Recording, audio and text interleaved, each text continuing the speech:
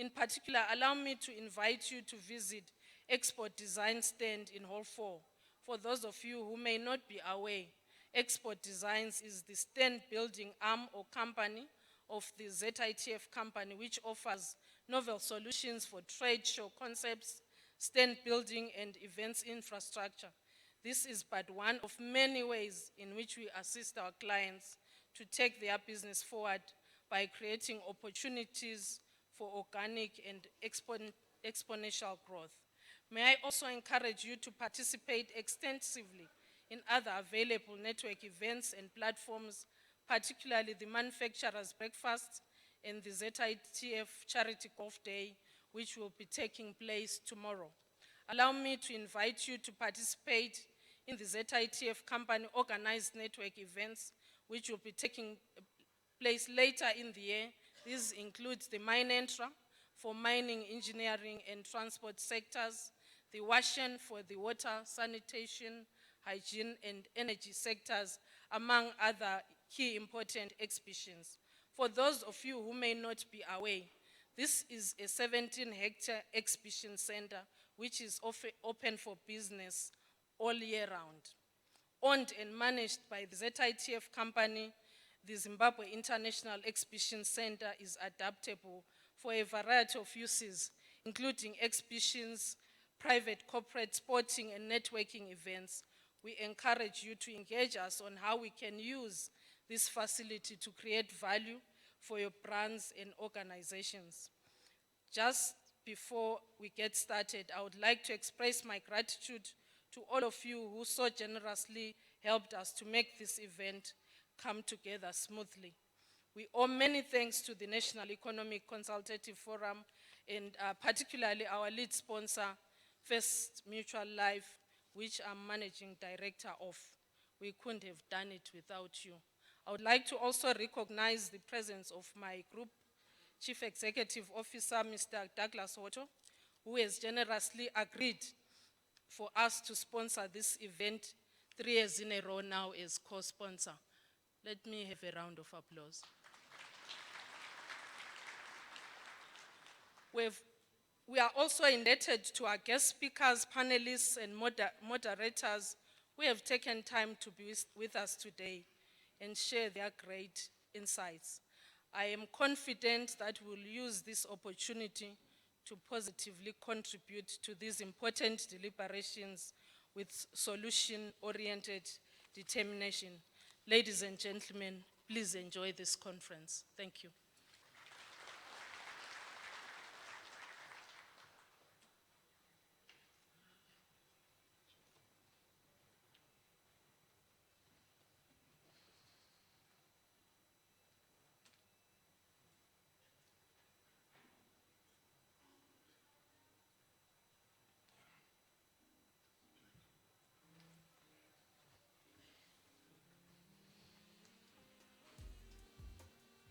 I'd like to thank the chairman of the ZITF company.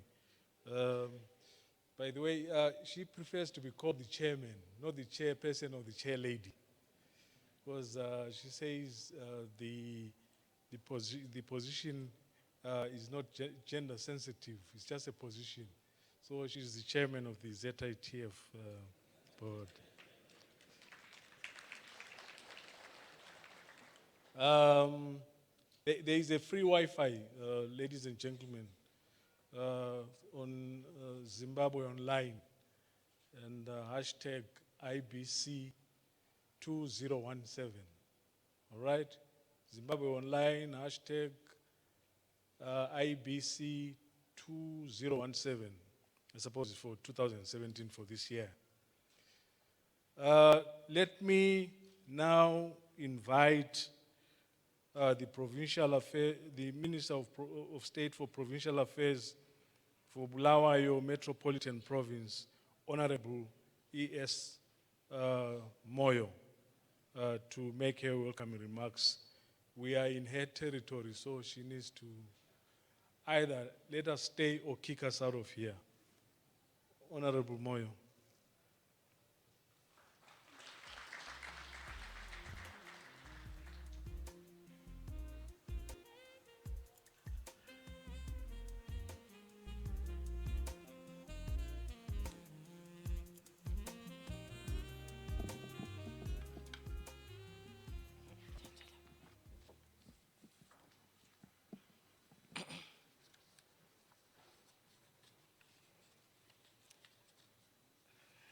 You are too many for me to kick out. It's actually a pleasure for Bulawayo to have you here. The Vice President of the Republic of Zimbabwe, Honorable Edim Nangagwa,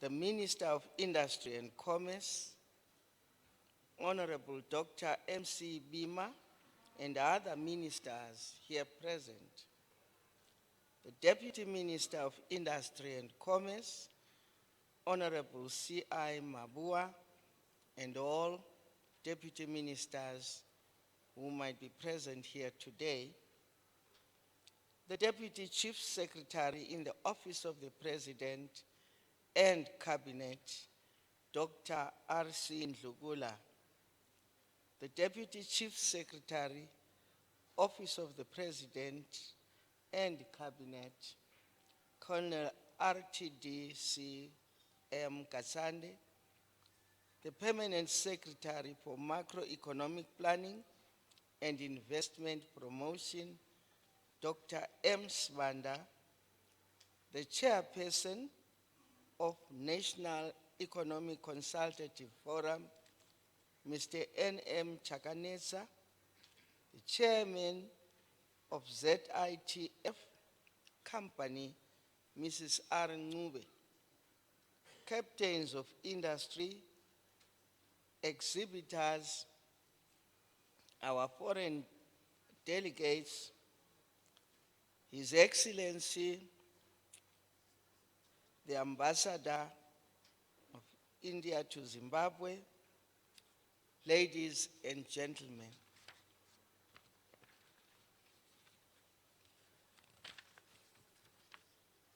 May I humbly express my distinct honor and pleasure to welcome you, Honorable Vice President and distinguished delegates, to the 2017 edition of the Zimbabwe International Business Conference under the theme, Harnessing Linkages for Industrial Development.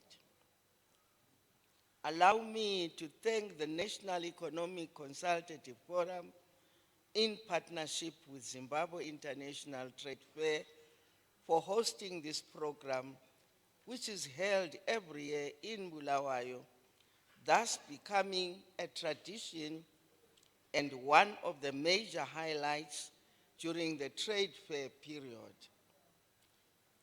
Up to this day, the National Economic Consultative Forum remains a director on issues of industry and economic discussions.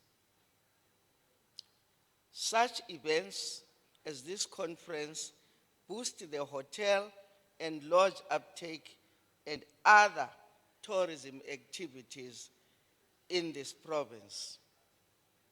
Honorable Vice President, harnessing linkages for industrial development is vital, especially for our province, Bulawayo, as it has been designated a special economic zone.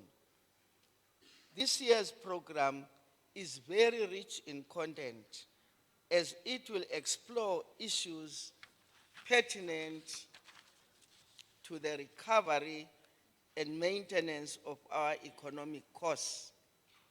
It is anticipated that topics to be discussed will be adequately debated, thus bringing out expected results which will see the recovery of our economy.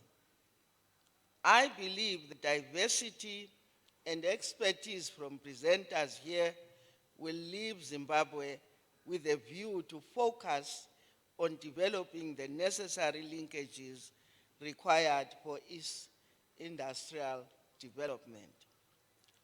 Through this conference, Bulawayo delegates stand to gain extensively in terms of the interactions which will automatically encourage them to be more aggressive in their endeavors of seeking ways that will promote Bulawayo's economy in particular, and of course Zimbabwe in general.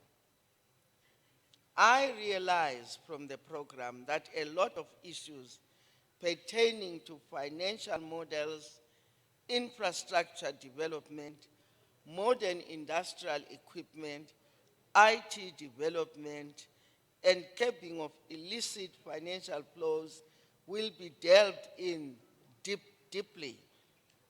These will automatically link Zimbabwe regionally and internationally, thus leading to a strong economy which will bring about employment opportunities to our people. Furthermore, the resolution arrived at will add more value, thereby giving an opportunity for the anticipated positive outcomes in the implementation of the government's 5-year economic blueprint, the Zimbabwe Agenda for Sustainable Socio-Economic Transformation, ZIM-ASSET. Honorable Vice President, our country, Zimbabwe, has remained strong and steadfast despite having some challenges. We cherish and applaud the continued support from our all-weather friends such as China and India, just to mention but a few. We also give recognition and praise to the President of Zimbabwe, His Excellency Comrade R.G. Mugabe, for his continued defense of his people for total independence, both politically and economically. This, we believe, will bring improvement to our social systems, thus addressing people's needs, namely economic challenges, so that they are able to enjoy the freedoms guaranteed in our Constitution. Allow me, Honorable President, at this juncture to invite all our distinguished guests to have a pleasant time in the City of Kings, Bulawayo, and of course, as it is known, it's a city of kings and queens. I'm sure that most of them will visit some of the tourist areas in and around Bulawayo. May I, on behalf of the Bulawayo Metropolitan Province, thank you for your presence, and please feel at home. I thank you.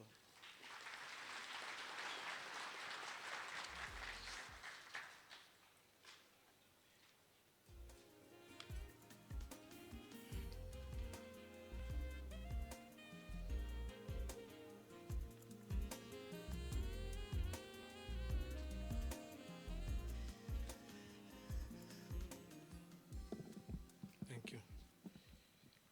Yes, I'd like to thank Honorable Minister Moyo for her welcome remarks.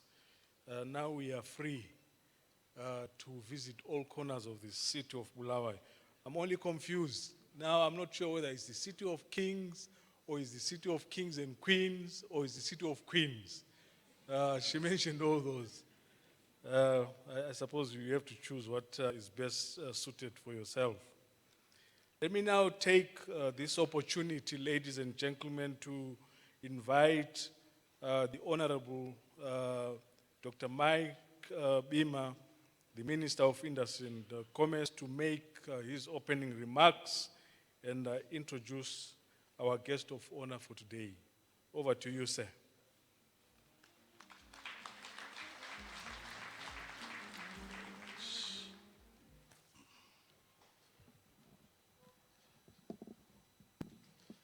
Salbonani lonke. Linjan. Thank you.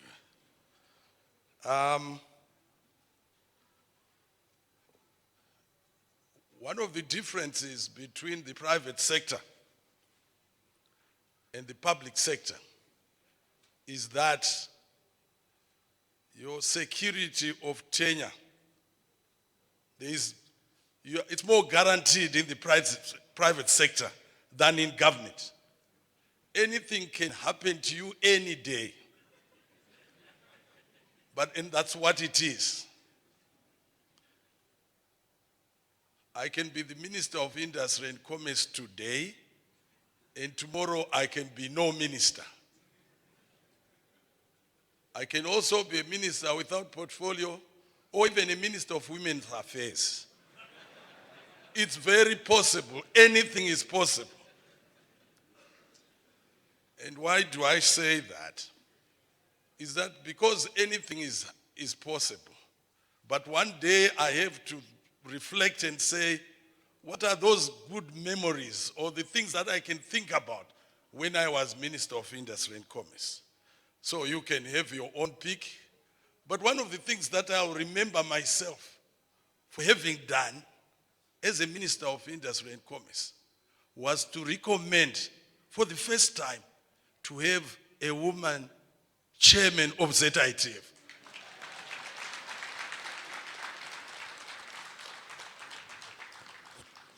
So I'm sure the chairman will say that she made history by being the first woman chairman. But unfortunately, it's me who made that history possible. The Vice President of the Republic of Zimbabwe and Minister of Justice, Legal and Parliamentary Affairs, Honorable E.D. Mnangagwa. The Honorable Minister of State for the Metropolitan Province of Bulawayo, Umama Usandi Moyo. Honorable Ministers here present, the Deputy Chief Secretary in the Office of President and Cabinet, Dr. R.C. Njukula, heads of ministries and senior government officials here present, the chairman of ZITF company, Ms. Arabi Ngube, members of the diplomatic corps, our foreign dignitaries here present, captains of industry and commerce, distinguished participants and invited guests, ladies and gentlemen, comrades and friends. A warm welcome to you all to this 11th edition of the Zimbabwe International Trade Fair, International Business Conference. This year's conference is running under the theme, Harnessing Linkages for Industrial Development, whose thrust is on promoting business linkages to boost production, productivity, and competitiveness, and promote trade and investment for sustainable economic development.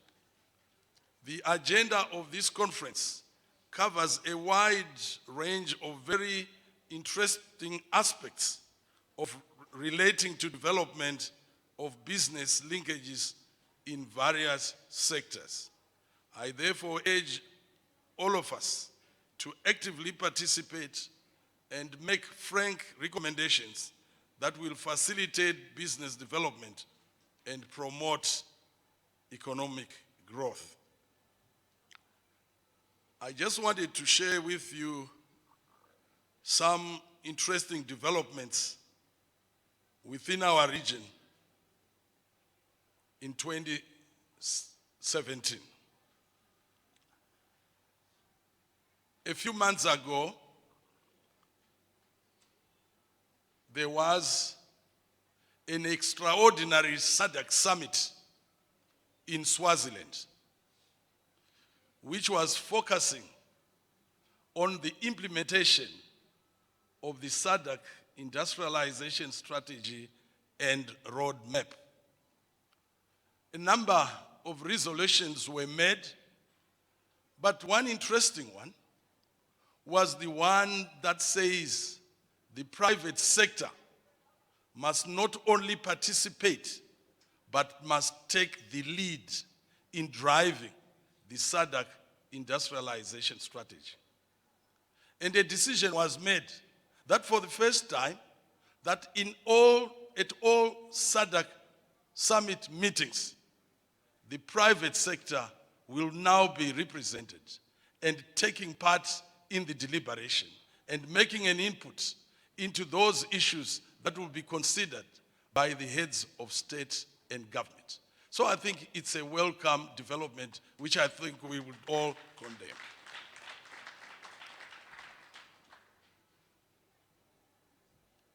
And then at the meeting of heads of state and government of the African Union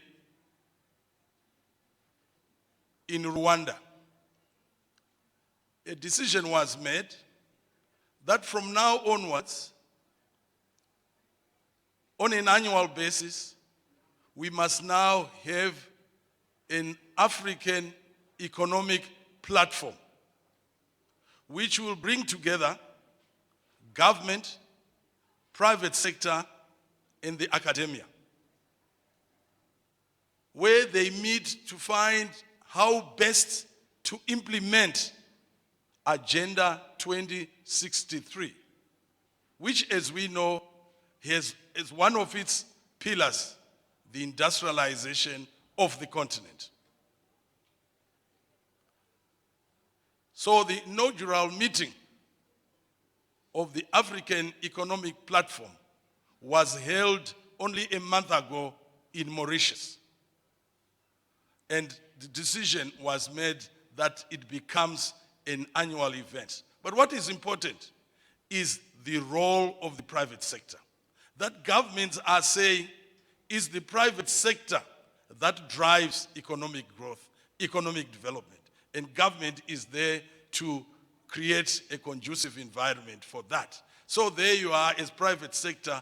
It's no longer an issue of being observers, but for you to take the lead and for government to come and just give you the support. So I think it's an important roles that now come under the spotlight in terms of private sector involvement, participation, and also taking the lead, as if you relate to SADC, relate to COMESA, or even to the African Union. And therefore, even in terms of ZIM asset, is the private sector which should drive the ZIM asset agenda. So I thought I should just share with you those developments within our region. Allow me, ladies and gentlemen, to introduce to you our guest of honor for this International Business Conference, who is the Vice President of the Republic of Zimbabwe and Minister responsible for the administration of justice, legal, and parliamentary affairs. I don't know how many times I have done this. So many times that I've introduced him that I think I now deserve a medal for this particular aspect.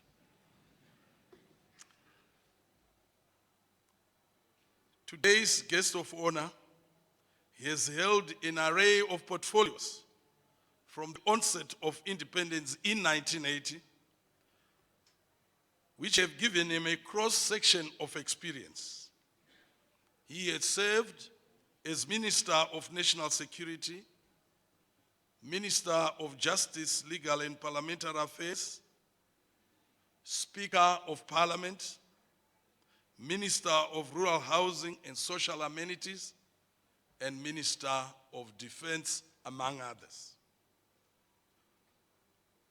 On the 12th of December 2014, he was appointed Vice President and Second Secretary of the ruling ZANU-PF party and was subsequently sworn in as the Vice President of the Republic of Zimbabwe, as well as Minister responsible for the administration of justice, legal, and parliamentary affairs. On appointment, one of the special tasks he was assigned to by His Excellency, the President and Commander-in-Chief of the Zimbabwe Defense Forces, Comrade R.G. Mugabe, was to coordinate, monitor, and supervise the economic recovery of the country, in line with ensuring sustainable socio-economic development for all citizens. The assignment entails reviving all sectors of the economy and sensitivity to the interests of agriculture, commerce, industry, and business, among others. In addition, the Vice President is the chairman of the Cabinet Committee on Food Security and Nutrition, where he is responsible for the coordination of the food security and nutrition cluster, as well as the value addition and beneficiation cluster under Zim Asset, which cuts across the entire spectrum of the economy. Our guest of honor also chairs the Cabinet Committee on State Enterprises and Parastatals Development and the Cabinet Committee on Legislation, where he oversees the drafting, the formulation, and review of laws. He is also chairman of the Inter-Ministerial Cabinet Committee on Resource Mobilization. Distinguished delegates, ladies and gentlemen, it is now my pleasure to invite the Honorable Vice President of the Republic of Zimbabwe and Minister responsible for the administration of justice, legal and parliamentary affairs to present his keynote address. Over to you, sir.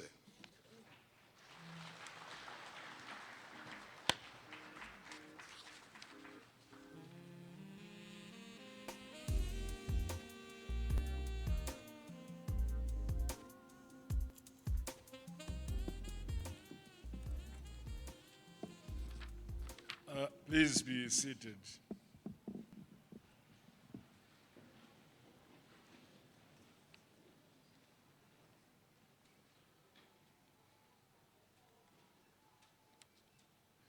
Our Director of Ceremonies, Dr. Lukula, the Minister of Industry and Commerce, Honorable Dr. Mike Bima, the Minister of State for Provincial Affairs for Bulawayo, Metropolitan Province, Honorable E.S. Moyo, Honorable Ministers and Deputy Ministers present,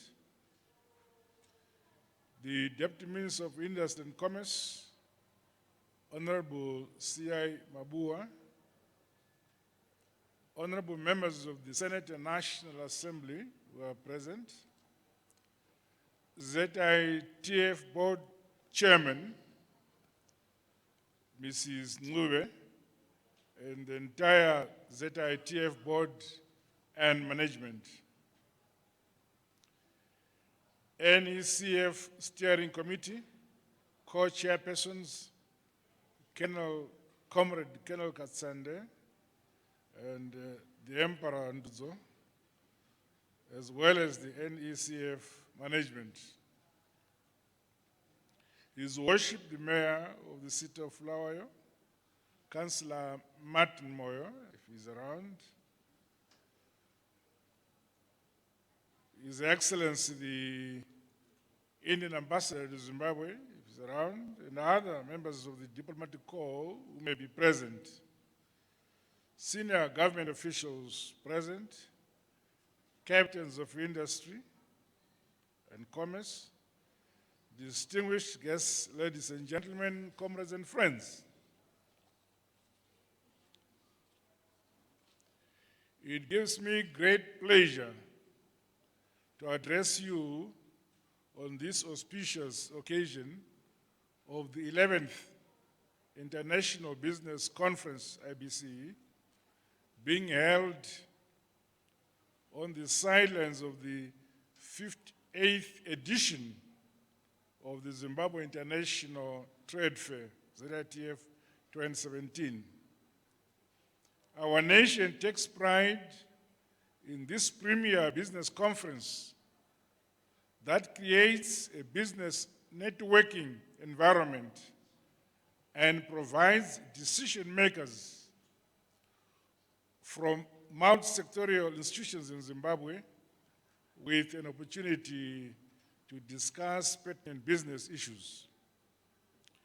I would like to express my sincere gratitude to the National Economic Consultative Forum, NECF, and the Zimbabwe International Trade Fair Company, ZITF company, for jointly convening this important event on our business calendar, and for the honor accorded me to make a few remarks at this conference, whose theme reads, and I quote, "Harnessing Linkages for Industrial Development," end of quote.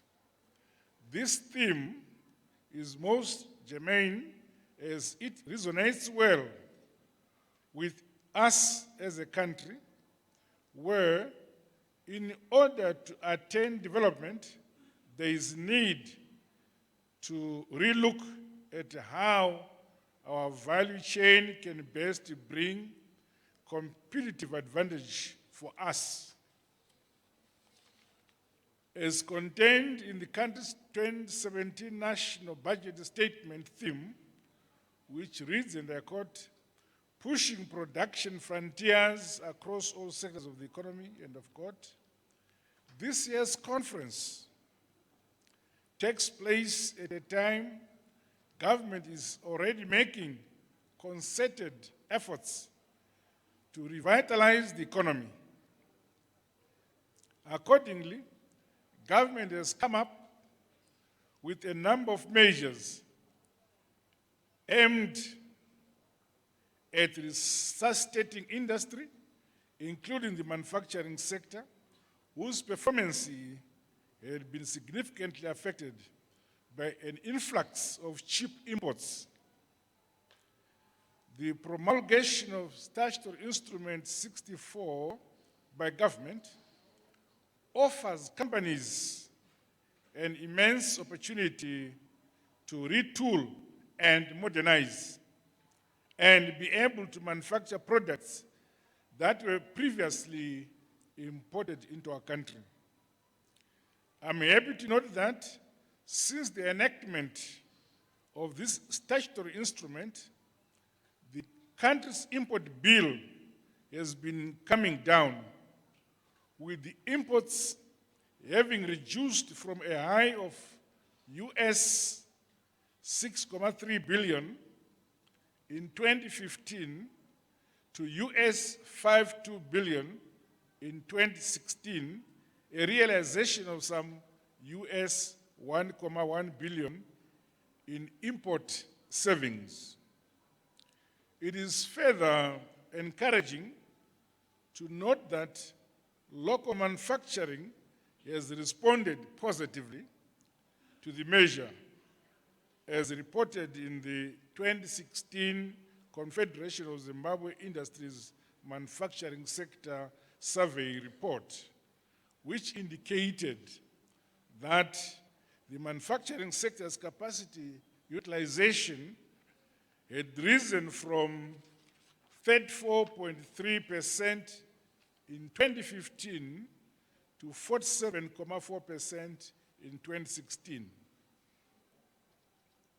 Government expects this trend to continue as efforts are being made to develop more business supportive strategies. Through such measures, therefore, the number of people employed in industry is expected to increase.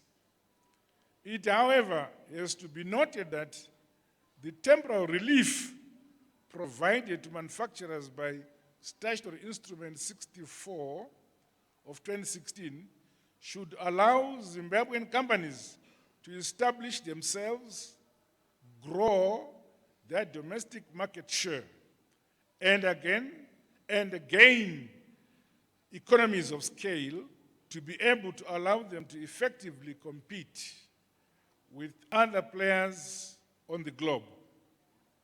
In that regard, government is developing long-term, more sustainable measures that are meant to recover the economy, including the development of a policy on local content.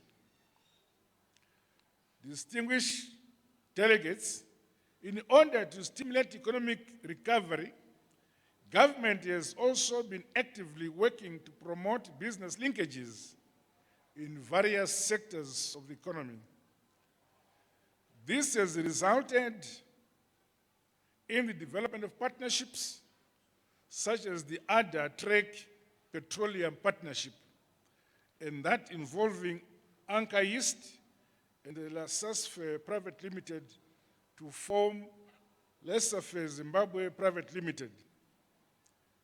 In March this year, the country witnessed yet another government initiative venture which saw the formation of Bake Zimbabwe Private Limited, a joint venture company between Willowville Mazda Motor Industries, an automotive and a spare parts dealer, as Toll Motors, and the Beijing Automobile International Corporation of China, to assemble and market a wide range of light motor vehicles. This linkage and development of a motor industry development policy will allow car assemblers and supporting industries to recover. Through such measures, therefore, more jobs will be created. Distinguished guests, ladies and gentlemen, in order to stimulate the economy and earn the country the needed foreign currency, in November 2016, His Excellency the President and Commander-in-Chief of the Zimbabwe Defense Forces, Comrade R.G. Mugabe, signed the Special Economic Zones Bill into law, paving way for the creation of economic zones in the country. In tandem with the above, government has also passed the following bills: Judicial Laws Amendment Bill and the State Procurement Bill, among others, to promote ease of doing business. Since then, government has also actively marketing the country with significant investment inquiries received to date. These special economic zones are expected to attract joint venture projects between the multinational global corporations and local firms, including small and medium enterprises and farmer organizations. Through cross-border linkages, these local value chains have a potential to develop into global value chains benefiting the country.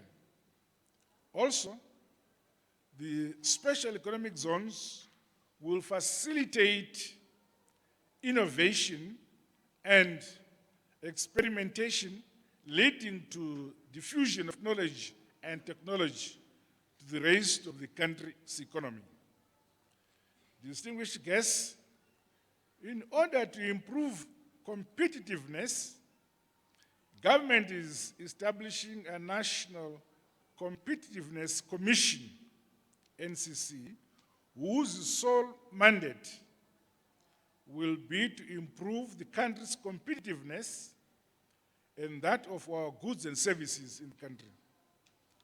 The development of this bill, followed by wide stakeholder consultations, including incorporation of input from the National Economic Consultative Forum, including the incorporation of input from the National Economic Consultative Forum. The National Competitiveness Commission Bill has already passed through the National Assembly and will now be presented to the Senate, after which it will be forwarded to the President for assenting it into law. This commission, once established, will be responsible for, among other functions, developing, coordinating, and ensuring implementation of key policy improvement processes, strategies, and initiatives that will enhance the country's competitiveness. Our costs and the prices will eventually come down, helping to resuscitate companies while allowing new ones to set up. This industrialization strategy is in line with government's Zimaset blueprint objectives and the AU Agenda 2063 and the SADC Industrialization Agenda and Roadmap. Ladies and gentlemen, comrades and friends, following the positive outcome of the Presidential Input Scheme support and, of course, the Command Agriculture Scheme, coupled with the favorable rains, the country is expecting a bumper harvest this year. The country is thus assured of a readily available feedstock that will go into various agro-processing production lines that all along have largely relied on imports. To minimize post-harvest grain losses, enough grain storage facilities have been made available by government, supported by the private sector, in particular the Millers Association of Zimbabwe. Also, in order for farmers to prepare for winter wheat farming in earnest, and they pay for goods and services and other necessities, government will ensure that farmers are paid on time for delivered grain.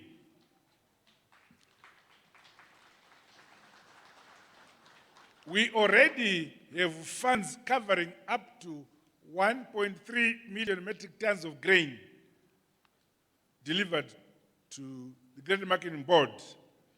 And we are still working on sourcing or mobilizing further funds because we believe that the grain intake will exceed 2 million. But let me assure you that for now, we already have enough funds to cover 1.3 million metric tons of grain delivered.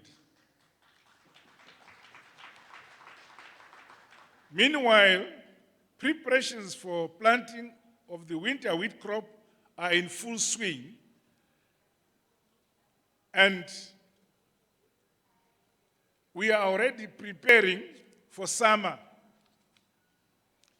because we listen to the criticisms which both the private sector and in particular the farming community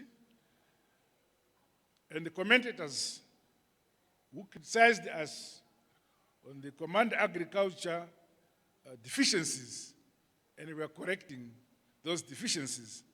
So we value your comments, in particular, we value your criticisms, because it makes us do better and they stay longer in power.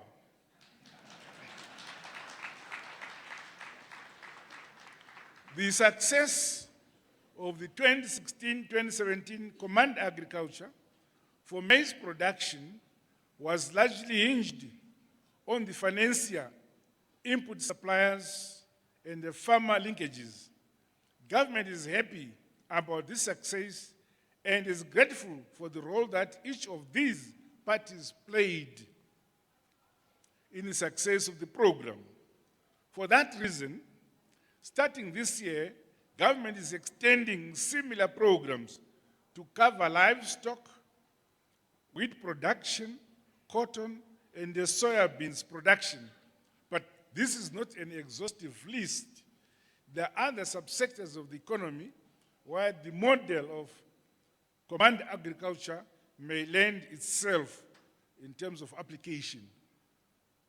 For sustained crop production and food security, government intends to continue to exploit groundwater sources to achieve a minimum of 300,000 hectares of irrigation land, as evidenced from 31 sub-Saharan African countries, is that average yields are 90% higher in irrigated than in rain-fed water farms. We are aware that we need at least 400,000 hectares of land to produce enough grain to feed this country with a strategic grain surplus of 500,000 metric tons. But we cannot depend on the rain from above. It is necessary that we develop irrigation schemes in the country. And if we have at least 300,000 hectares of land under irrigation, we are guaranteed to have food, whether there is drought and there is no drought. At the present time, we are around 159 to 160,000 hectares of land under irrigation. An important lesson from the 2016-2017 summer agricultural season is that we need to maximize on the distribution of inputs for the 2017-2018 season, so that by August 2017, all farmers participating in command agriculture, presidential input scheme, and any other organized support programs get their inputs in a timely manner. By the way, command agriculture does not mean we command people to farm. We ask people to come to the program to be commanded. Those who volunteer. Also, in order to increase agricultural productivity and maximize sector contribution, government is mechanizing farm operations, encouraging use of fertilizers, hybrid seeds, planting of high-value crops for export, such as flowers and fruits, and adopting ICT-aided farm management systems, among other initiatives. Plans are in place to value aid and process agricultural commodities at source, and to link small vegetable and fruit farmers and the farming cooperatives to agro-processing plants, which we intend to construct in every single province in the country. We have begun this value chain addition process in Matabeleland South.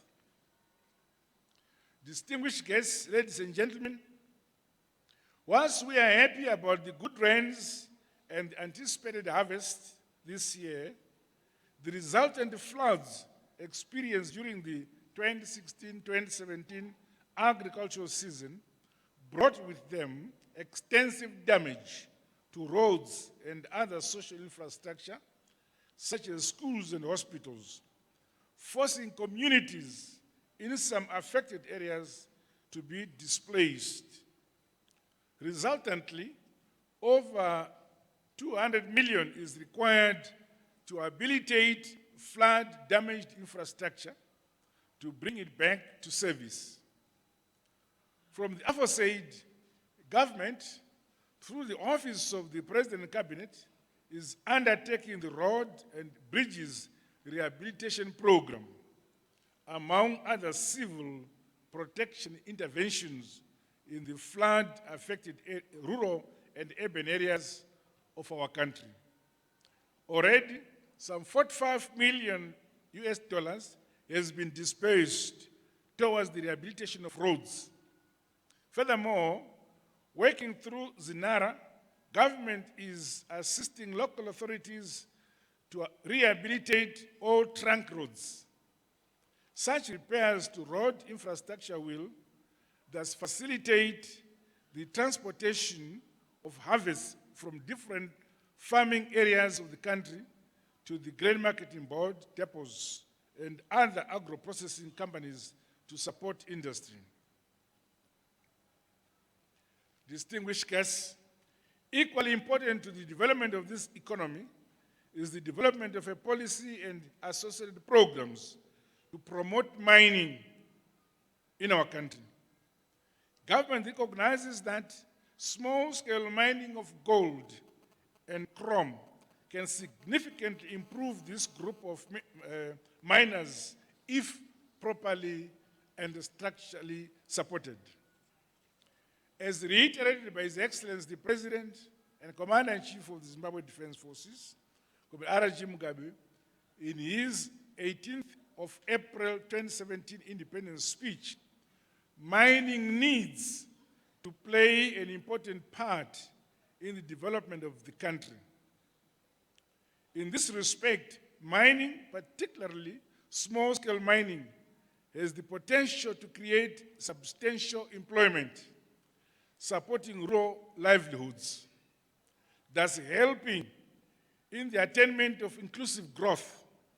Government is therefore looking at ways that can increase the output of these minerals, including the assistance of these miners with additional mining land, geological information, and financial support to mechanize their operations. Already, government has made available some $100 million for this purpose. Ways are being worked out to make this funding more accessible to miners. In the same spirit, government is calling on financial institutions, large-scale miners, and the mining equipment manufacturers to support this initiative. Our government is calling on the owners of closed mines and all those whose technologies are obsolete to use this platform to identify partners with the capital to invest in those businesses. Ladies and gentlemen, the importance of services in the making of goods is well known, as handling, delivery, as selling goods involves some service.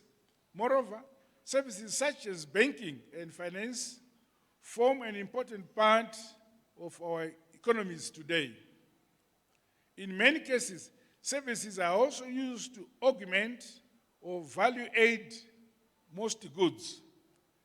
In Ethiopia, for example, 83% of the final price of roses that are exported to the Netherlands is attributable to services.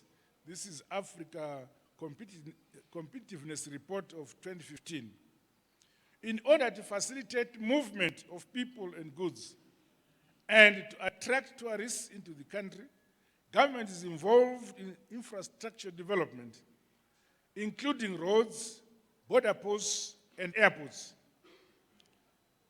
I'm sure you're aware that very soon, in the first week or second week of May, the President will be launching or groundbreaking the commencement of the construction of this road, the dualization of the road from Beitbridge to Harare to Chirundu. And also, during May, we shall also launch the command fisheries. You may be worried as how we command fish. This is how it will be done.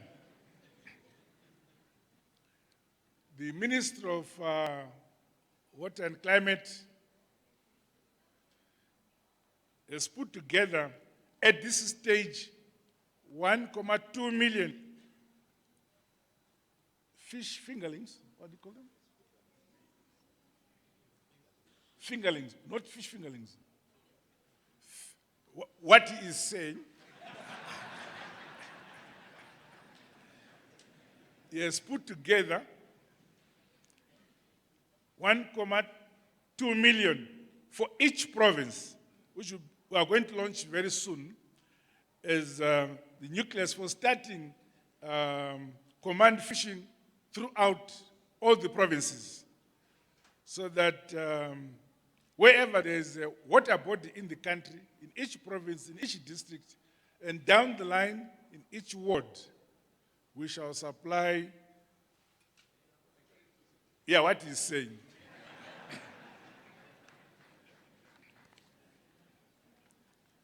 Also, As business activity improves in the country, so will business visits, further promoting such services as transport, hotels, ICT, and professional services, including tourism. I'm sure you're fully aware that Victoria Falls runway has been improved and opened. Joshua Nkomo Airport has been finished. In a few weeks' time, we will also be upgrading the Harare International Airport. That will make sure we attract more tourists coming to Zimbabwe. I have received complaints from the tourism sector about roadblocks. We shall discuss now Chombo Yoyo. The expansion of Victoria Falls Airport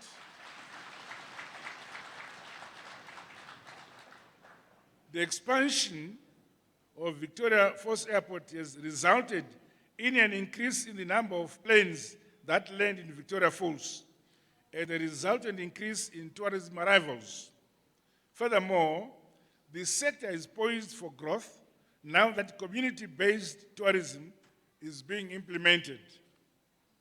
It is for this reason that I call upon service firms to play your part in the country's development agenda by producing and exporting your products, which may include movies, music, ICTs, or using services to offering different services. As the Minister of Industry has said, the private sector now will be participating at the SADC summit level conferences. Unoona kuti makwirira. This is the summit, this is the level at which policy making for the future is debated. But our heads of state in SADC have realized that they cannot continue planning for the future without the direct participation of the private sector. So you should gear yourselves through your organizations to put forward your views as to how you think we should go forward in terms of growing our region economically. Distinguished guests, ladies and gentlemen, important to industrial productivity and economic development is the availability of uninterrupted power supply to business. As such, government is pursuing a number of short to long-term power generation projects. In the short term, government is working on the resuscitation of existing small thermal power stations in Harare, Bulawayo and Mnyati, as well as the licensing of independent power producers to complement existing capacity. In the medium to long term, government is pursuing the 2,400 megawatts Batoka hydroelectricity project to be shared equally between Zimbabwe and our sister country, Zambia. Processes leading to the implementation of this project are being finalized. Furthermore, negotiations are at an advanced stage for the Wange expansion project, which seeks to add 600 megawatts of electricity to the national grid through the Wange Colliery Company and its mining contractor, Motor Angel.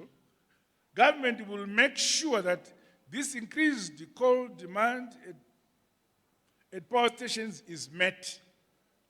Distinguished guests, ladies and gentlemen, as I close, I wish to reiterate that the government remains committed to the ease of doing business reforms and to gaining global competitiveness. I saw in your program, Minister, that there's a session when you are going to debate about the ease of doing business. Let me assure you, the technical people engaged in that area led by Dr. Lukuda, who is here, are here. So you raise your issues articulating the constraints for doing business in Zimbabwe so that we who are responsible for legislation will be able to legislate accordingly to meet and address the challenges which you meet as the business sector. Government calls on industry to retool, grow market share, and to continue to innovate and value add. This can best be achieved by linking our value chains with those of our global counterparts. We therefore need to take advantage of this conference to network for this purpose. Government assures you of its commitment and support for dialogue on all issues intended at improving business performance. We realize that in the economic sector, government can only be wise when we know what you want and take it upon ourselves to implement or create an environment for that to be implemented. With these few remarks, it is now my singular honor and privilege to declare this 11th edition of the International Business Conference officially opened and wish you fruitful deliberations. I thank you, Tatenda Ngabonga.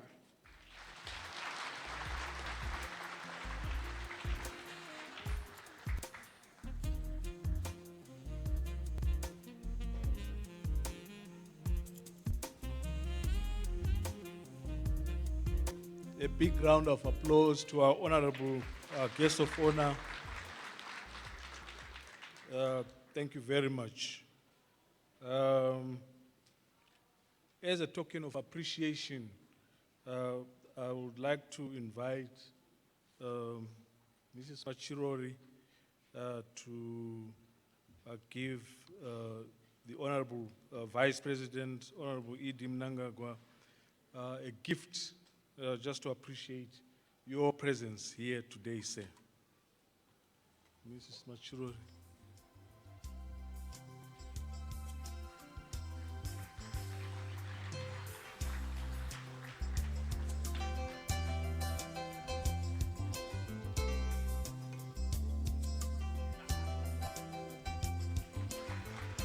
Thank you very much.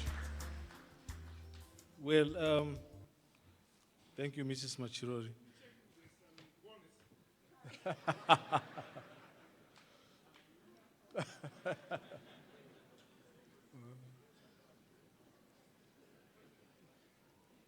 Thank you very much.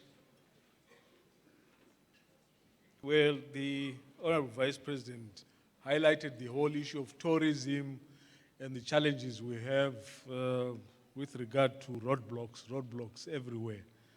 I'm told the plane coming for ZITF yesterday was delayed because somewhere in the clouds there also was a roadblock last night.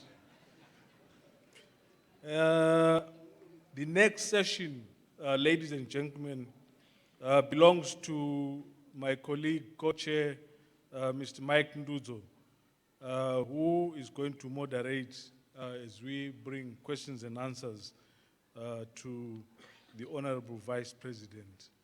This is the opportunity to raise issues and discuss with the Honorable Vice President while he is here with us.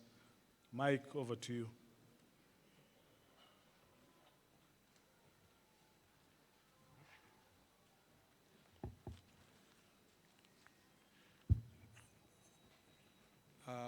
First, just to thank our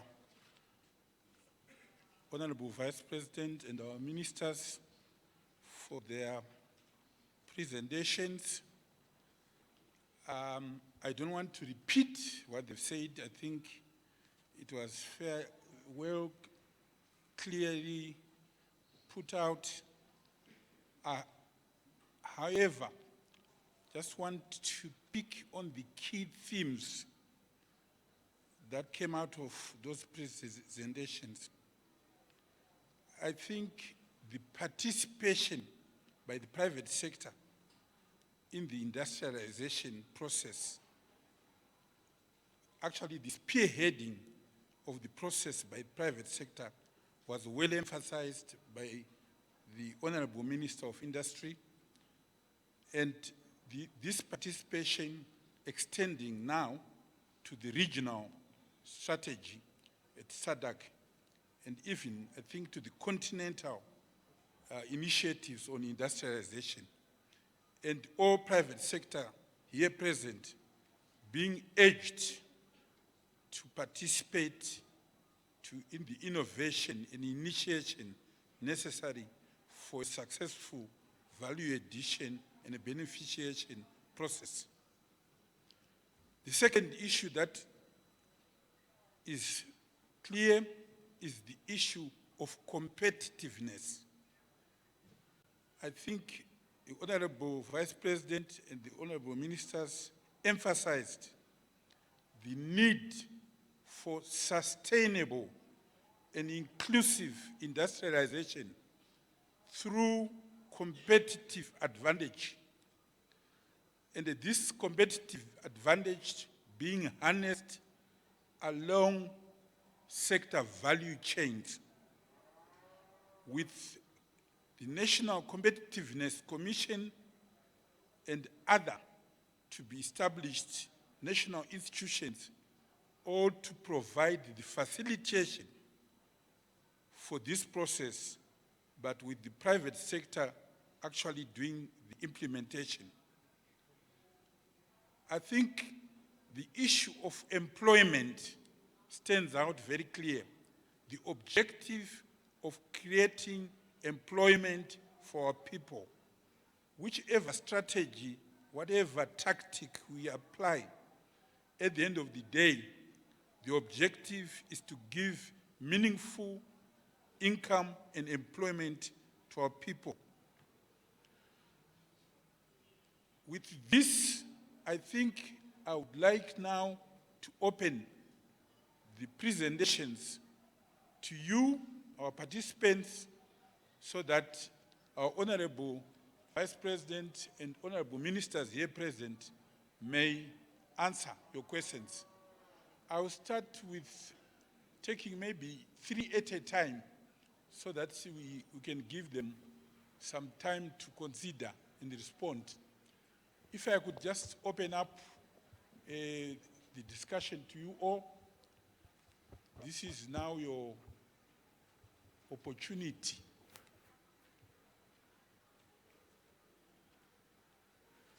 I see Honorable MP Dexter Nduna. Please, here.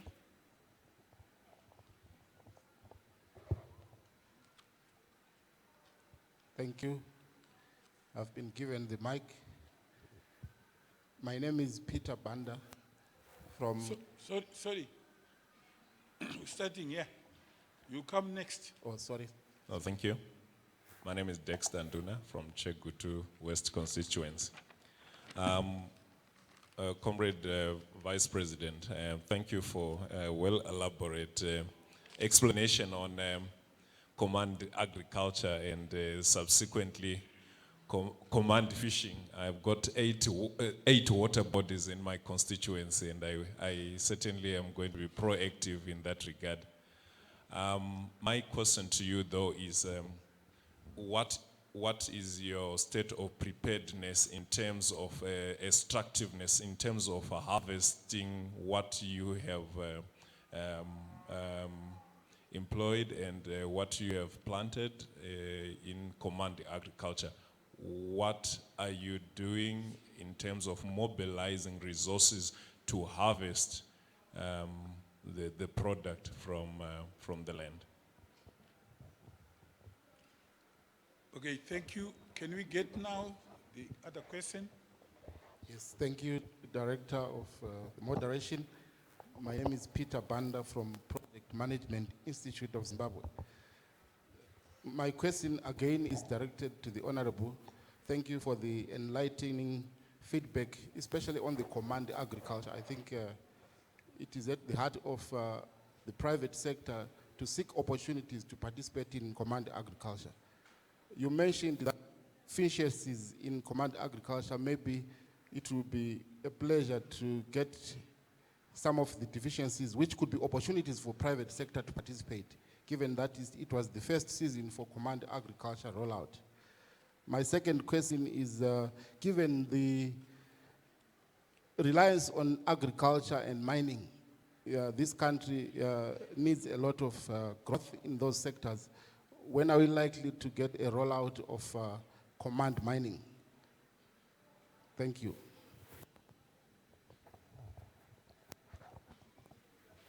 Yeah, this side, right at the corner there.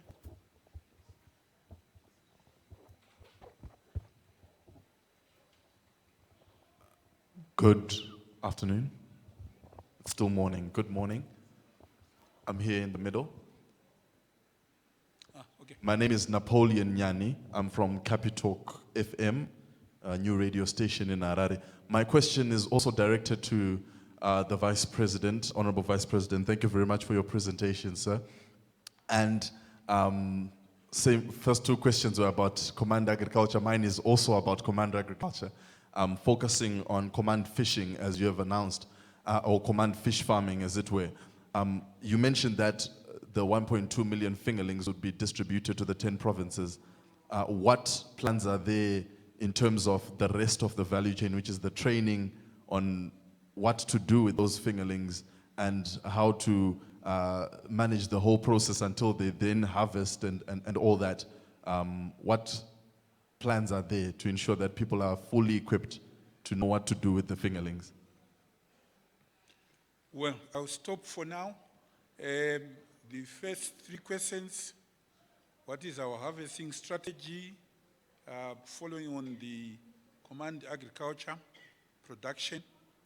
The rollout of the same command to mining, and of course the extension services to be provided to the aquaculture proposed for each province with the fingerlings. Honorable President, can we get the mic, please?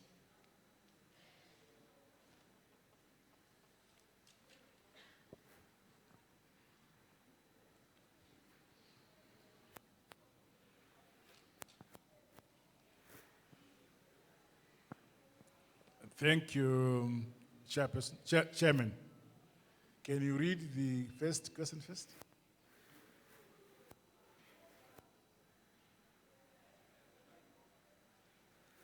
Can I have another mic?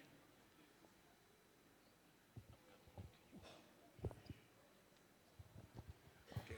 Honorable Vice President, the first question was in terms of the state of preparedness in terms of harvesting the crops from command agriculture. How prepared are we as government in terms of resource mobilizations towards that process? Thank you. Well, we are prepared, and these are the things that we have done to say we are prepared. We are aware that under command agriculture, we have three categories of farmers. The one category are the farmers on the command program, where the individual farmer filled a form and offering a number of hectares to be supported by the command program, where the farmer receives all or any of the 5 inputs. That is fertilizer, seed, chemicals, fuel, or mechanical support. All of the 5 or any of the 5, any number of the 5. Now, we therefore must assist this farmer to market. The first thing we have to do is to mobilize resources, make sure we buy that grain from the farmer. In that direction, the Ministry of Finance has put aside 199 million US dollars to purchase the grain. Above that, the Millers Association of Zimbabwe has come forward, well, the 199 million will take on board around 500,000 tons of grain. The Millers Association of Zimbabwe have come forward offering to purchase 800,000 metric tons of grain, and they're paying 50% of that in advance. So we already have the money in our kit. We are waiting for delivery to pay the farmer. Now, that grain must be stored. No, first you have to harvest it. Harvesting, we have something like 136 harvesters in the country. Of those, only about 80 to 85 are functional. The balance, we have isolated or identified the make or manufacturer or dealer of each of the harvester which requires attention. We have mobilized the funds for rehabilitation and repairing of those harvesters that require repairing. But that is not adequate to cover all the requirements in the country. But those are the assets we have in the country which we have to mobilize to make sure they can be used for harvesting, because there is a need to transist or migrate from summer to winter within specified period, so that the yields we expect for winter can only be achieved if we migrate from summer into winter on time. We have also now instituted a program to acquire more combine harvesters in future, so that we have adequate internal capacity to harvest and migrate from one season to the other in good time. That's about harvesting. Now, with regard to the issue of our capacity to store grain, the current silos we have in the country can only store 700,000 metric tons of grain. But we are expecting in excess of 2 million metric tons of grain. So you can see there's a balance where there is no silo storage in the country. And Chinamasa does not have enough funds to build the things which we want for storage. However, the private sector, yourselves, have come forward. We needed 8 million US dollars to create storage facilities outside silos, under storage, under tarpaulins and so on. We have secured the 8 million US dollars from the Grain Millers Association. We have we have volunteered to reduce their importation of grain by 800,000 metric tons of grain from outside to buy internally. And giving us this 8 million, they will draw down in grain the 8 million. So we now have that money to make sure we have storage in the country. Under the second layer of phase of storage, we can store up to 3.2 million metric tons of grain. If you did arithmetic like the old guys like us, you realize that we have now enough storage to cover all the grain. So that's the preparation we have made in terms of grain storage. there I think we've crossed the bridge in terms of concerns. We may find challenges as we implement, but the challenges which we think could face us, we have attended those challenges as I have explained. But if you need more detail, I can still give more detail in regard to the preparations in that regard. The second question? The second question. Sorry. The rollout of command mining. Rollout of command mining. There is no guarantee of a rollout command mining. We are still at the drawing boards.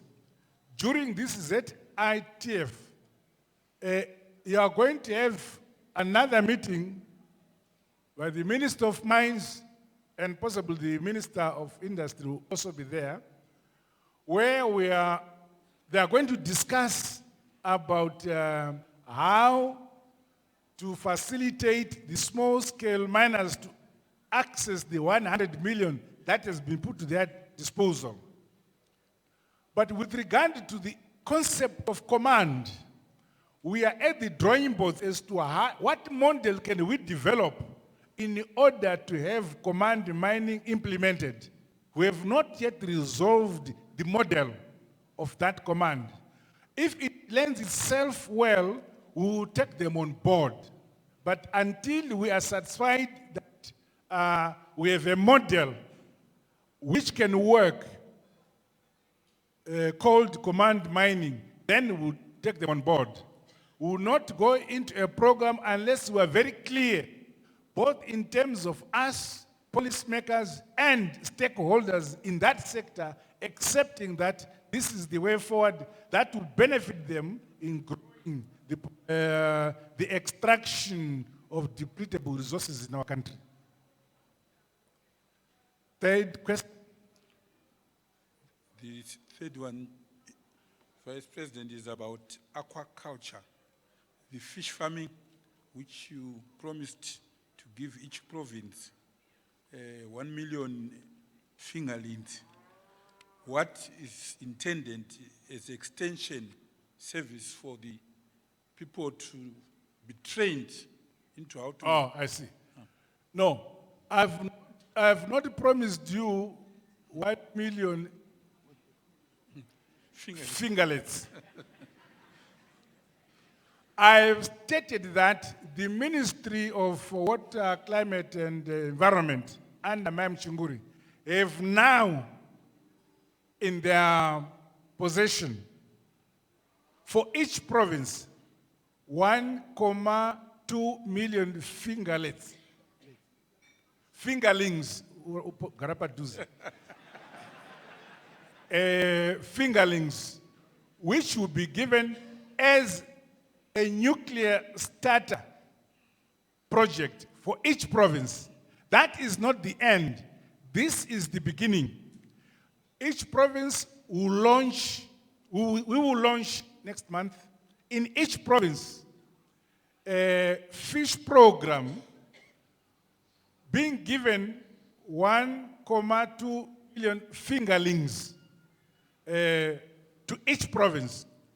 Then, of course, there will be the training and the management of how the fish will be managed by the local community where the water body is situated, by our people in the ministry. They will do that. But just one water body in a province is not enough.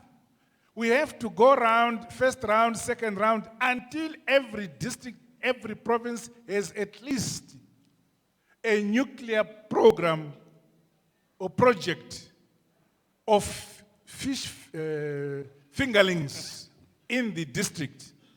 And when all the districts in the country, 60 or so of them, have that project, then you again devolve downwards and so on. But wherever this happens, especially under the Road Development Council, the road district councils, there will be people trained both to manage and how to harvest. And also, those perhaps among you from the rural areas who may now think about how to poach, We are also training people how to catch poachers for the fish. So by the time we now roll out a program of this nature, we have worked out all the possible constraints, hurdles, and challenges that may come with the program. So when we now are going ahead to launch, we are satisfied that these challenges can be addressed. But of course, as we implement, new challenges may come up, and I believe we have capacity to address them. This is intended, the Minister of Inter said, under food and security and nutrition, as the nutrition aspect of that cluster.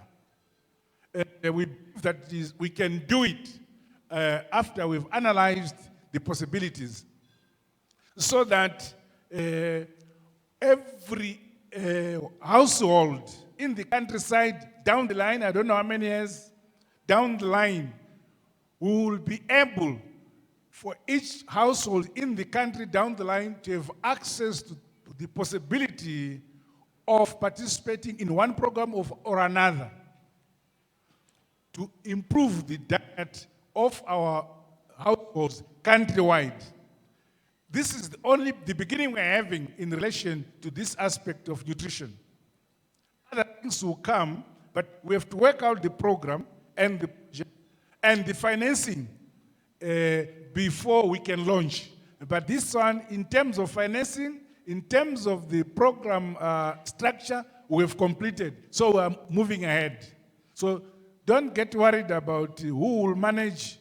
There will be people to make sure the fish are fed, the fish are managed, the time of harvesting is done correctly, and so on. Thank you. Thank you, Honorable Vice President. I'll just see if there are still any more hands and take another 3. Second dosage. I think this side, we have 2 ladies there, one at the corner and the other one.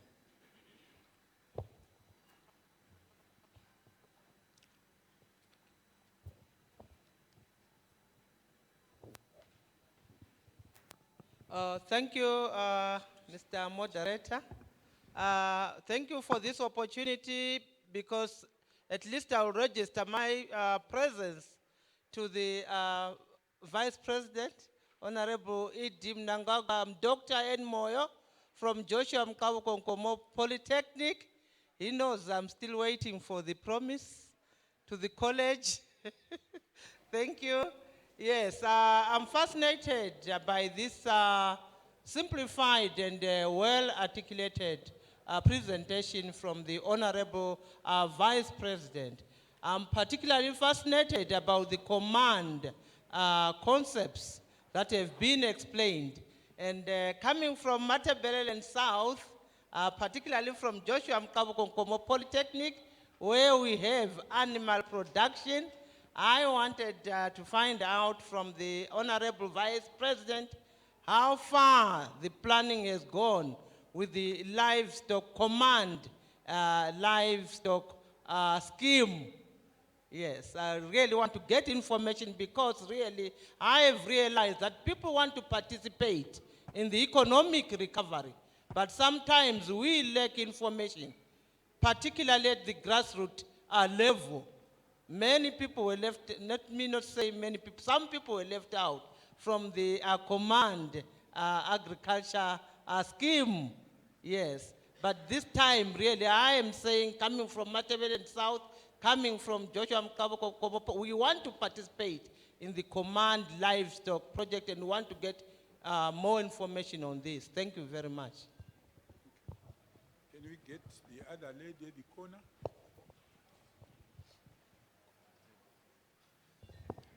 Thank you. My name is Sarah Phineas Mnemo from Zaka in Mashingo. I represent the SMEs in the rural areas. As a follow-up to the President's speech on SME support, which was delivered on the Independence Day, are you aware that there are SME activities in the rural areas which have got the potential to change the livelihoods of the general people in the communities. And they are already taking place at a small pace though, and with the blessing of the command farming, which has been very successful in the abundant rains. But our challenge is we are not accessing the funds which we only read in the papers as you want to support the SMEs in the rural areas. I don't know what measures as government you are putting in place that funding also reach the rural areas like us deep in the rural areas out there in Mashingo. My question number 2 is, as government, what measures are you putting in place to allow those SMEs who have embraced the government programs and have met the standards of quality and competitive products to access at least the local markets before we even think of the international markets? I thank you. Thank you very much, Session Chair. Honorable Vice President, thank you for the presentation. That was well articulated. Just one point that I wanted to raise. Industry is often accused of hiking prices or selling things at high prices. If the buying price of maize by GMB is going to be at 390 and import parity is at half that price, your millers, will they not be accused tomorrow of hiking prices? Secondly, we may find ourselves in a situation where, because of import parity, we have a lot of smuggling that will again, as you enunciated in your presentation, we will have cheaper imports that are fighting the success of command itself. There is a concern of arbitrage, where somebody imports maize and it finds its way to GMB and it's purchased at 390 and you make a profit of $190.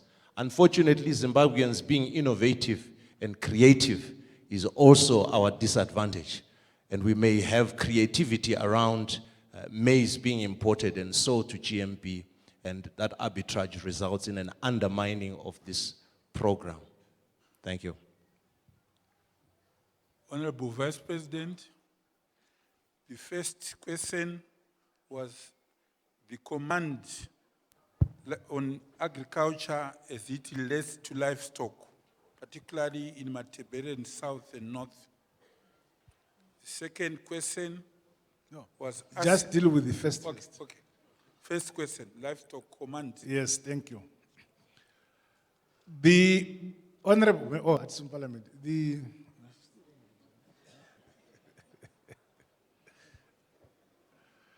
I'm not so sure how I should address it, because I'm used to say honorable members. Well, the honorable delegate from Mat South says I promised something to the politic. I think it wasn't in a conference when I made the promise. I think it was at the college, so we can always discuss that at the college. But with regard to the issue of livestock command, I'm glad that you raised the issue. Let me assure you, command livestock paper is now through. It could have been presented yesterday in cabinet. But because we have the state visit today, we're not able to do everything. Now, next week we have a holiday on Monday, and we're not able to present. The third Tuesday from now, what date is it, Secretary? On the 9th of May, the command livestock document will be presented to government for implementation. It covers both livestock, animals, as well as poultry. It articulates the financing of all these things. What is required? The funding has been raised. We've mobilized the funding for livestock. We realize that especially Western Zimbabwe is more in terms of industry and economic growth, economic activities. Livestock is more important in Western Zimbabwe provinces than in other parts. So we are taking particular interest to have a program well financed in that sector. And we have already produced the program and the funding for the program. Once it gets approved on the 9th of May in Cabinet, we will announce the details of the livestock, command livestock program. As I've said, covering anything you call livestock, like cattle, goats, sheep, chicken, and so on. It's all covered. And what is required has been investigated. Research has gone into that. And we are ready to roll out that program. Fortunately, we did not have difficulty in mobilizing funds. The only difficulty is when we have asked for funds from the private sector, which is yourselves. Many companies, including the financial service sector, have come forward with funds. The only difference is we select the cheaper funds. And they say to the more expensive funds who are charging 8%, 10%, we say, okay, can you go back? We shall call you when we think it is necessary. The next question was... Oh, sorry, I have left. In the livestock, that deals with the beef and the dairy. All those have been covered. The growing of the beef head as well as the growing of the dairy sector. The machinery required, the chemicals required, the companies to produce the chemicals in some areas. We are looking at supporting companies to develop in the production of chemicals required in that sector. In some areas, we are attracting foreign companies from Switzerland, Germany, to come and invest in this country, in that sector. But as I've said, I'm talking ahead of cabinet. I'm sure I won't lose my job because I haven't revealed the actual stuff. But the broad framework is what I am saying. But after the 9th of May, I'm sure the Minister of Agriculture will be able to go on TV and articulate the whole program. Thank you. The second question, Honorable Vice President, concerns what measures government is taking to enhance access to resources by rural SMEs, particularly those in Mashingo, as they claim that they hear so much about availability of funding, but they never get to actually assess them. I think the challenges of small to mid SMEs is not limited to Masvingo. But of course, you come from Masvingo, this is why you are making a particular reference from that point of view. We recognize the role the SMEs will play in growing our economy. We realize that. And I think it's on the 5th when there's a conference. On the 5th of May, there will be a conference at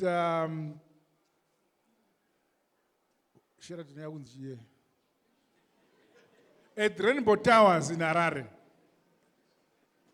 There will be a conference on the 5th at Rainbow Towers in Harare. If you want to come, I'm going to address that conference on that day and announcing the funds of categories of SMEs for supporting SMEs, about 5 or 7 categories of SMEs and the funding that we have already mobilized. But That will be announced on the 5th of May at the Rainbow Towers in Harare. We are very keen to support SMEs because we know the role they can play in growing the economy as well as in the creation of employment in the country. The SMEs are a critical cog in any developing country in terms of their contribution to modernization as well as industrialization. So you are not left out. We are very much alert to the needs of SMEs. It is at that conference that we are going to explain to the country how each cluster or category of SMEs can access funds for their category of participation in the economy. Thank you. My brother can add. Thank you, Honorable Vice President. I just wanted to add on the issue on SMEs in terms of accessing markets and also issues to do with quality.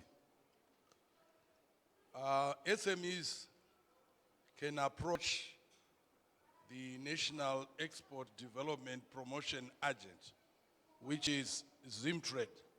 And I can see the ZIMTRADE chairman here and also some of the management of ZIMTRADE present here.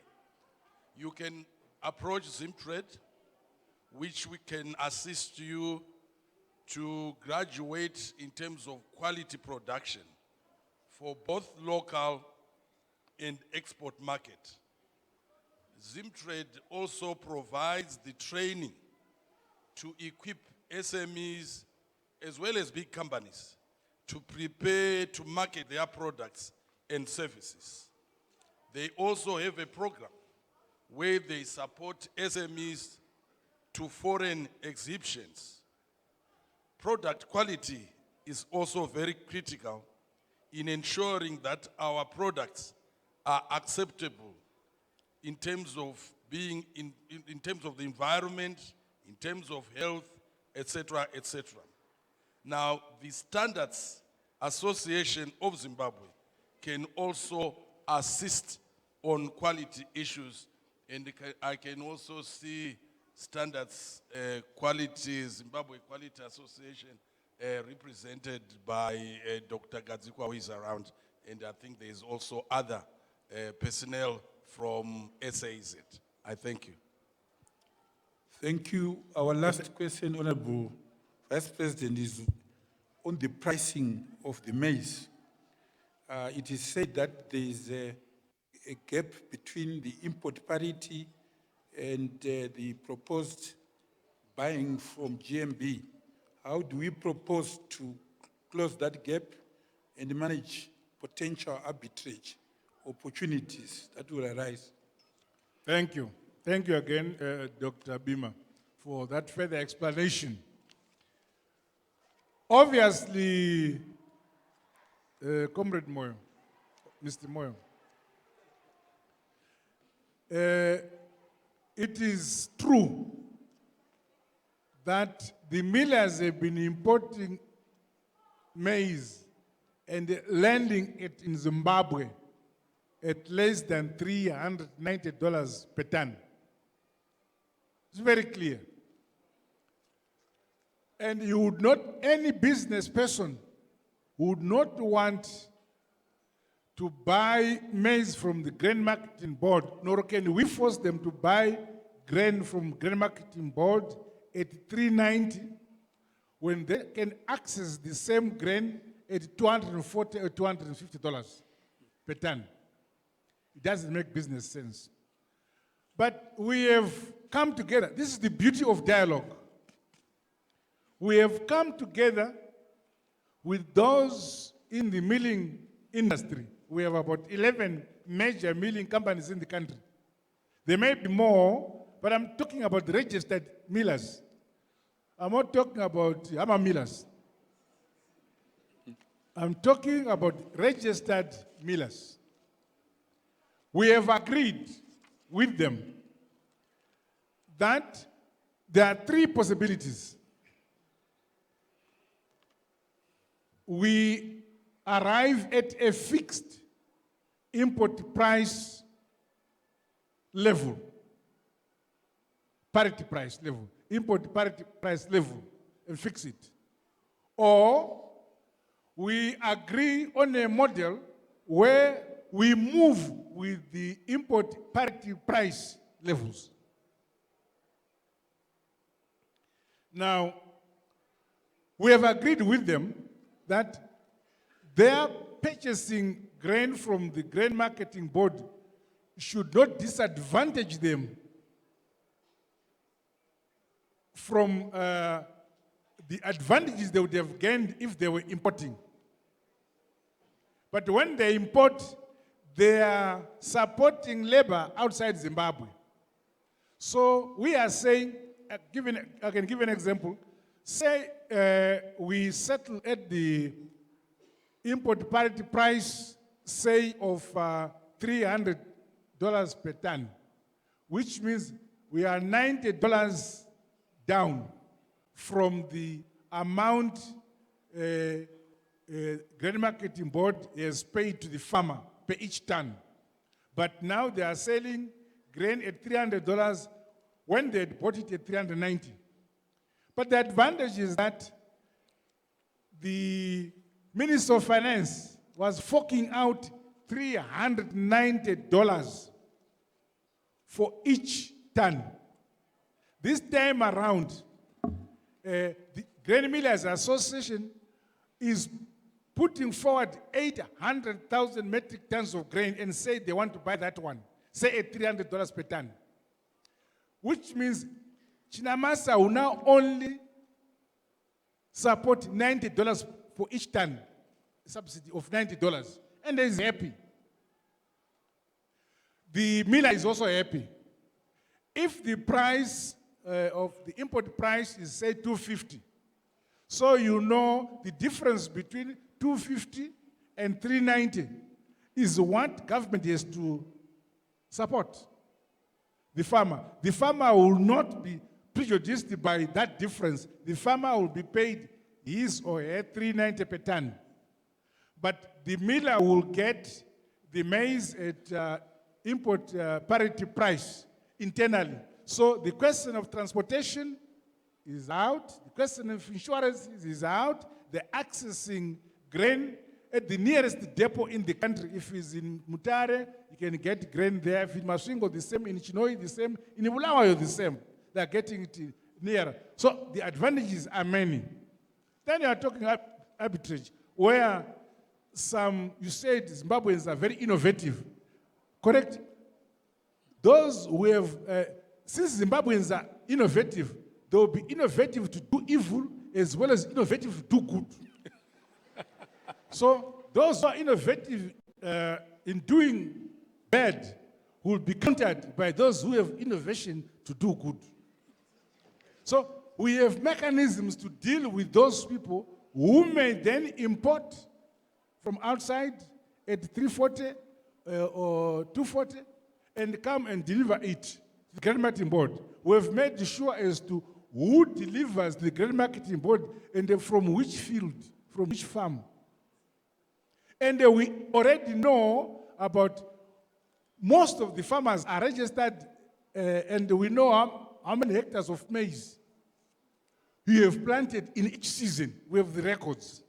This is the good thing about technology and ICT.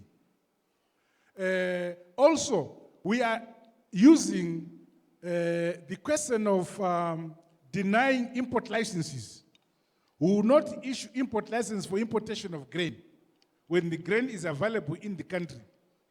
So the only thing you can do, two possibilities. You corrupt some of the Zimbabweans at the border, or you smuggle through other areas. Now, there are drones now. We also are flying drones along the borders. And so there are so many ways of catching those who want to be innovative in terms of criminality. We are also very innovative in terms of countering. So all those issues we've taken care. And as criminology develops, countermeasures also develop.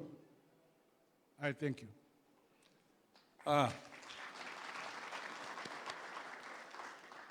I would wish to thank you very much, Honorable Vice President, Honorable Ministers, for your eloquent presentation and for sharing this interactive session with our participants. We will now proceed to our tea break, but before we do that, I would ask that we allow our VIPs to leave first, then we can all follow later. Since we are running behind time, I think we should give 20 minutes to...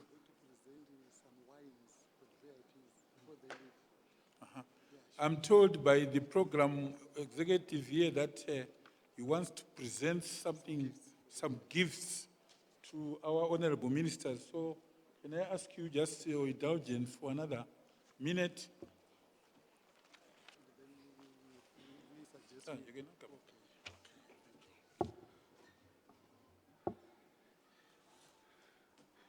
As they bring up the presents, let me make these flapper announcements. Our gents and ladies are just outside. You get outside the main entrance, then to your right, you proceed down at the end of hall 2. That's where our rooms are, and the VIP are just in here. And also, let me also help me thank our sponsors, First Mutual, Zera, Tel1, Traffic Safety Council of Zimbabwe, Net1, Rainbow Tourism Group, KEBS, Standards Association of Zimbabwe, SAS, Marketers Association of Zimbabwe, Schweppes, Zimpost, and also the technical assistance we got from IMC Worldwide. We would like to thank you for making this event a success as it is now. Thank you so much. A round of applause to our sponsors, please.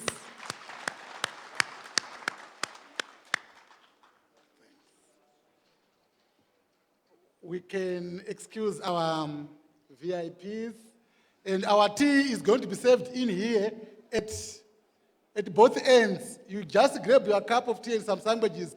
You will sit there. We're going to have a 10 minutes tea break.